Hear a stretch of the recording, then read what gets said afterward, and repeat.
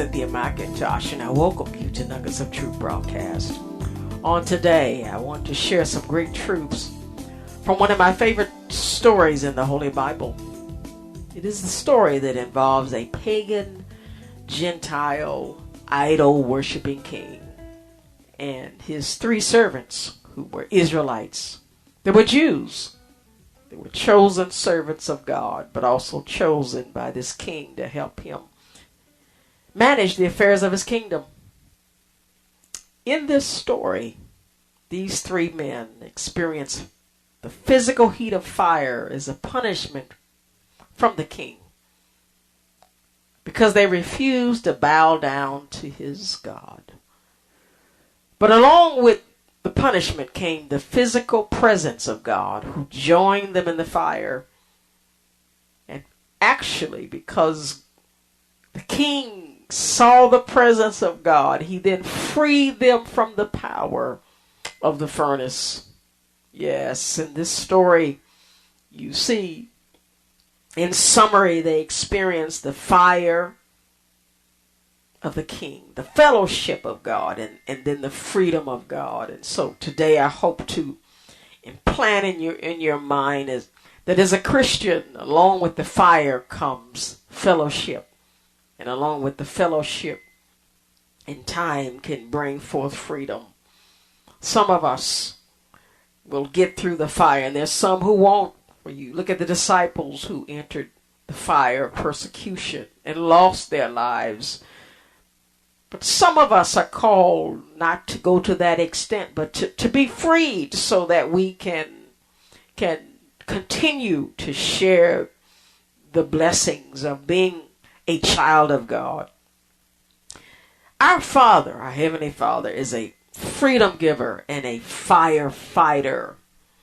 Yes, in this world, the things that we will experience, that we will enter and exit with the help of God. And we've got to keep in mind that when we exit that situation, that there is a reason.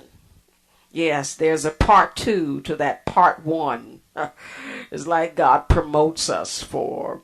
In our life, we will experience freedom for a season of entry into promotion, into a higher place of witnessing for God. And so in this story, the king in this story is King Nebuchadnezzar. And the three servants are Shadrach, Meshach, and Abednego. At this time, King Nebuchadnezzar was a world power of the known world who had taken a group of Israelites out of their country into his country as slaves. He brought them to the capital city of Babylon, where the king and all his top leaders lived. And he brought these three men to help him manage his affairs. The great news is that these men of God had a strong faith in God and also had something that the king wanted.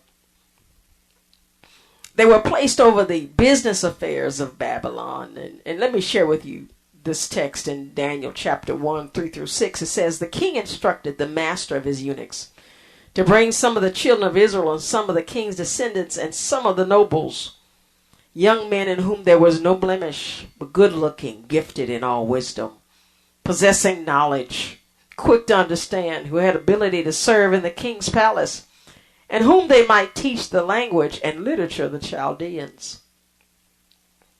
You see, in this text, these men were of great ability and therefore given power to help run the affairs of king. A great truth in this text is that our spiritual enemies and natural enemies want us for their service. They want us for our gifts and talents, for their rulership on the earth. But they also want our loyalty to their false gods, because King Nebuchadnezzar wanted them to bow down to their gods at the sound of music and worship them.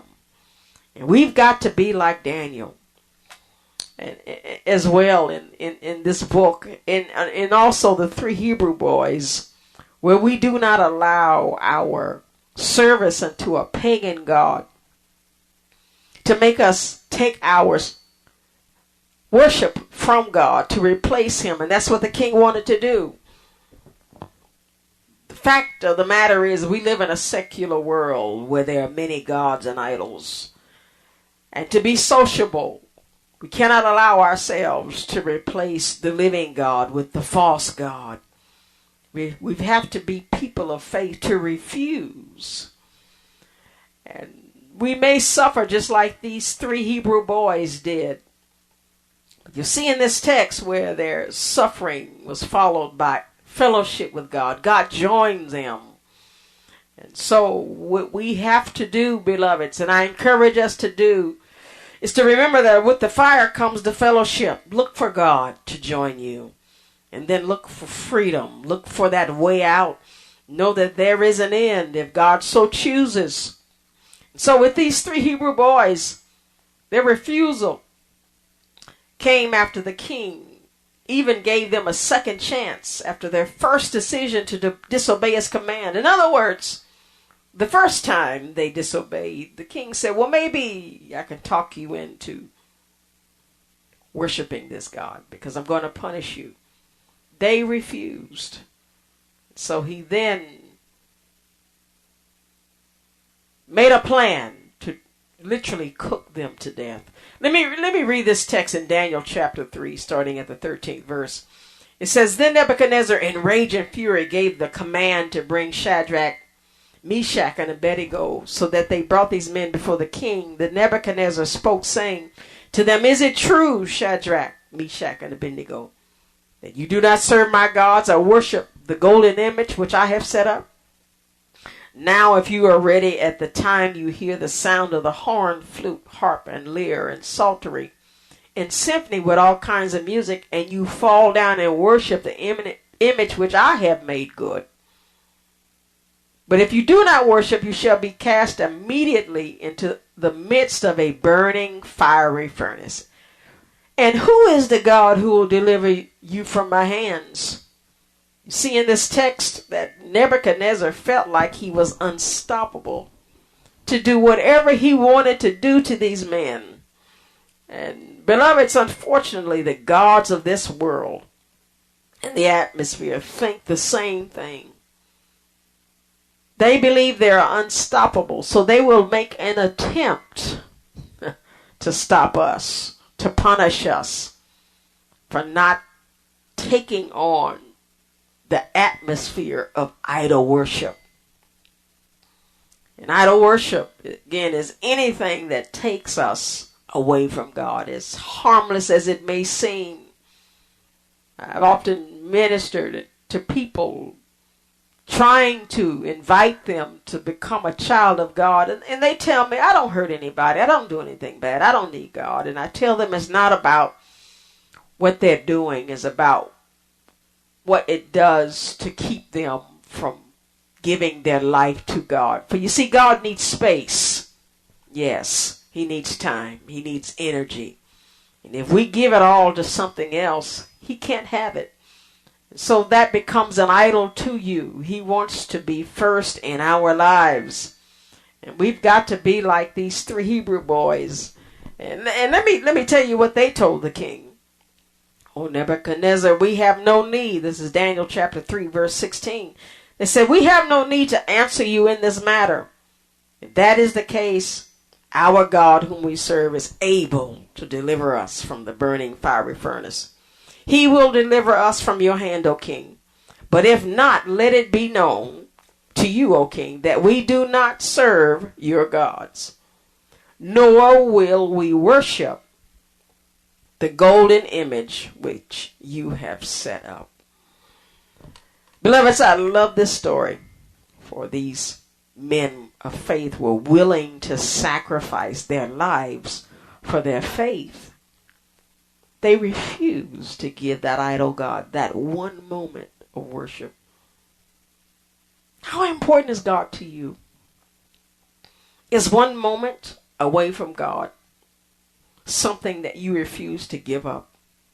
Do you refuse to fit in to that place with that people, with that culture, so that you can not experience being persecuted? challenge you today that you can do what they did. Let me go ahead and try to finish up this story today. And Nebuchadnezzar goes forward to try to cause them to change their mind and kill them. In Daniel chapter 3 verse 19 it says, Nebuchadnezzar was full of fury, and the expression on his face changed toward these men. He spoke and commanded that they heat the furnace 7 times more than it was usually heated. And he commanded certain mighty men of valor who were in his army to bind them and cast them into the fiery furnace. These men were bound in their coats, their trousers, their turbans, and their other garments, and were cast in the midst of the burning fiery furnace. Therefore, because the king's command was urgent, and the furnace exceedingly hot, the flame of the fire killed those men who took them up. And these 3 men fell down bound into the midst of the burning fiery furnace. The king was astonished, and he rose in haste and spoke, saying to his counselor, Did we not cast 3 men bound into the midst of the fire?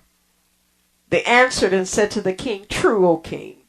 Look, he answered, I see 4 men loose, walking in the midst of the fire, and they are not hurt.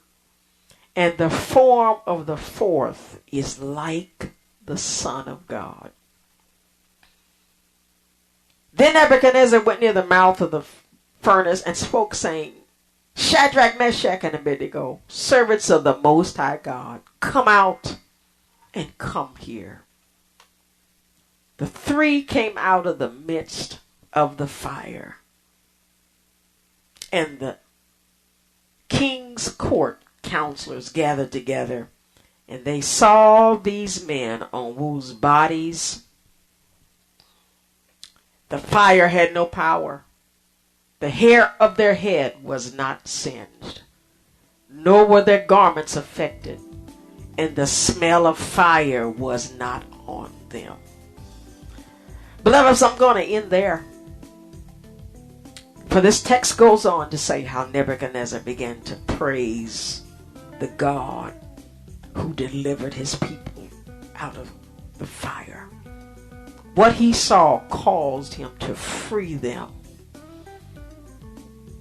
I challenge you to know that in the midst of your fire, that in the midst of your decisions not to bow down, in the midst of your persecution and aloneness, know that God is there with you.